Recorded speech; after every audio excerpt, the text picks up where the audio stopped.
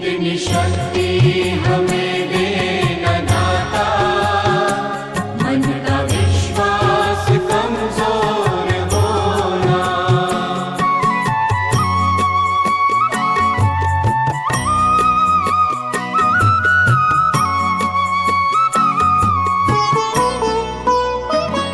दूर अज्ञान के हो अंधेरे, तू हमें ज्ञान की रोशनी। એને તમે સૌ બધા શાંતિથી જુઓ એવી મારી નમ્ર વિનંતી. અરે અજય, હું તને કેટલીક વાર કહું તો આવી રીતે મને હેરાન કરવાનું રહેવા દે. અને મારે હજી ભણવાનું છે અને જીવનમાં ઘણું આગળ વધવાનું છે. અને તું તો એન્જિનિયર છે, તો તું કેવી રીતે નથી સમજી રહ્યો? ચલ છોડ, મને જવા દે. અરે, તારી હિંમત કેવી રીતે થઈ મારો હાથ પકડવાની? છોડી દે મારો હાથ અને જતો રહેજે. આજ પછી ક્યારે પણ મોઢું ફેરવીને ના આવતો. બીજા દિવસે, અરે મમ્મી, તું શું ક્યારની રસોડામાં બનાવ્યા કરે છે? જલ્દી કર ને, મારે કોલેજ જવામાં મોડું થાય છે. અને આ કાળા ટીકા લગાવવાનું રહેવા દે. આ નજર જેવું કઈ હોય જ નહીં. ચાલું જાઉં છું, બાય. અરે અજય, તું પાછો આવી ગયો? મેં તને ના પાડી હતી ને, તો તું કેમ પાછો આવ્યો? અને આ તારા હાથમાં શું છે? બતાડ, તું શું સંતાડે છે? મારી મદદ કરે. આજે હું 18 મહિના પછી મારો ચહેરો અરીસામાં જોવા જઈ રહી છું.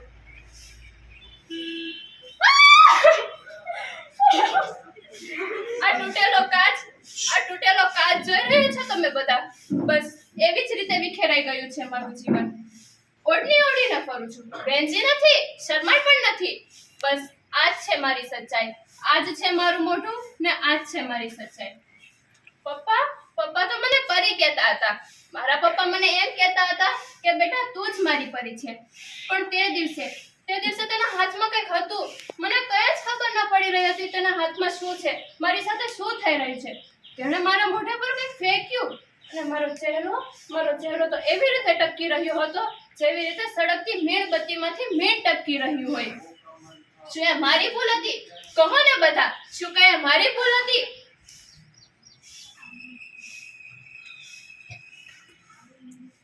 હા, તે મારી જ ભૂલ હતી. અરે, મારી હિંમત કેવી રીતે થઈ તેને ના પાડવાની? આ દુનિયા, આ સમાજ, અરે આ લોકોથી જોવાતું નથી. કોઈ છોકરીને પંખી નીચે મૂકતા. જો પેલી ઉડી રહી છે. અરે છોકરી છે, કેવી રીતે ઉડી શકે? કાપી નાખો તેની પંખો. તેને કોઈ જ અધિકાર નથી આગળ વધવાનો. મમ્મી, ત્યાં કાળો ટીકો લગાવ્યો હતો ને કે તને કોઈની નજર ના લાગે? અરે લાગી ગઈ મમ્મી, લાગી ગઈ. આ દુનિયાની કાળી નજર મને લાગી ગઈ. એ તો મને એમ કહેતો હતો કે મને પસંદ કરે છે. જો એ મને ખરેખર પસંદ કરતો હોત તો આવી હરકત ક્યારે પણ ના કરી હોત. આજે એ જ કારણે આ લોકો મને ઘૂરે છે. આ છોકરીઓ મારા પર હસે છે અને આ નાના બાળકો એ મારી પાસે નથી આવતા. એ ડરે છે મારા ચહેરાથી. શું એ મારી ભૂલ હતી? કહો ને બધા, શું એ મારી ભૂલ હતી? મારા પપ્પા મને એમ કહેતા હતા કે બેટા, જે તને સારું લાગે એ જ કરજે. તું એ જ કરજે જે તને યોગ્ય લાગે. તો એ જ તો કર્યું પપ્પા, એ જ તો કર્યું. પણ તો પછી આવી સજા મને કેમ મળી મને આવી સજા? મારા પપ્પાએ મને એમ પણ કહ્યું હતું કે જો બેટા, તું જીવનમાં ક્યારે પણ ખોટી ના હોય તો કોઈ દિવસ હિંમત ના હારતી. આજે એ જ કારણે એક હિંમત હારેલી છોકરી અહીંયા મજબૂતી સાથે ઊભી છે. હું તમને બધાને અને ખાસ કરીને તો એ વ્યક્તિને કહેવા માંગુ છું કે જો હું જીવિત છું અને હું ખુશ છું. તે દિવસે મારા મોઢા પર એસિડ ફેંકીને મારી સુંદરતા છીનવી હતી ને તેને. પણ મારી મજબૂરી મારી મજબૂરી, અને આજે મારી મજબૂરી જ મારી સંપત્તિ છે. અને હવે આ સંપત્તિ મારાથી કોઈ પણ નહીં છીનવી શકે. હિંમત ત્યારે પણ હતી તેને ના પાડવાની અને હિંમત આજે પણ છે તેને ના પાડવાની. હું મારા બધા ભાઈઓને ખાલી એટલું જ કહેવા માંગુ છું કે જો તમારા ઘરની કોઈ વ્યક્તિ પર આવો અટેક થાય તો તમારા પર શું વીતશે?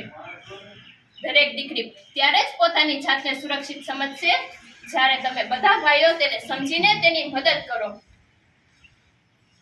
અને કોઈ છોકરી જો તમને ના કહે છે તો તેનો અર્થ ના જ છે એમ સમજીને તેનો સ્વીકાર કરવો જોઈએ. અને તેના પર અટેક કરવાથી તમે જ તમારું માન ઘટાડો છો. કરું છું. મારો એક પાત્ર અભિનયનો વિષય છે વર્તમાન શિક્ષકની મનોવ્યથા.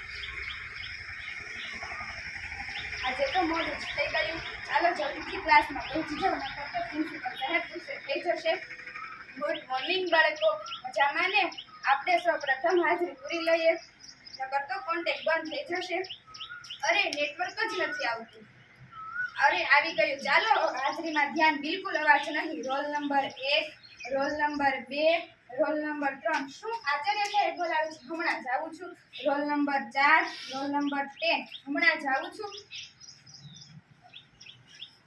સરસ, બધા જ બાળકો હાજર છે. તો મેં જેટલું ભણાવેલું છે તે તમે વાંચીને તૈયાર રાખો. તો હું હમણાં આચાર્ય સાહેબને મળીને આવું છું.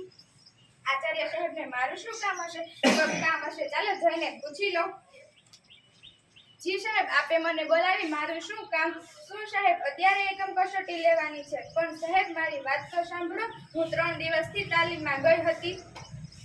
3 દિવસ તાલીમમાં ગઈ હતી. 1 દિવસ રમત મહોત્સવમાં અને 1 દિવસ રજા હતી. અને મારે 2 ચેપ્ટર ચલાવવાના બાકી છે. હું કઈ રીતના એકમ કસોટી લઉં?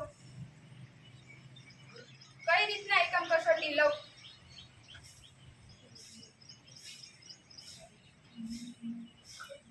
ખરું છે, હજી તો મારે 2 પ્રકરણ ચલાવવાના પણ બાકી છે. મારે એકમ કસોટી લેવી તો પડશે. ચાલો બાળકો, એકમ કસોટીની બુક કાઢો. આજે આપણે એકમ કસોટી લેવાની છે. હા, મને ખબર છે 2 ચેપ્ટર ચલાવવાના બાકી છે, પણ એકમ કસોટી લેવી તો પડશે. આચાર્ય સાહેબે કહ્યું છે એટલે ચાલો ફટાફટ લખજો.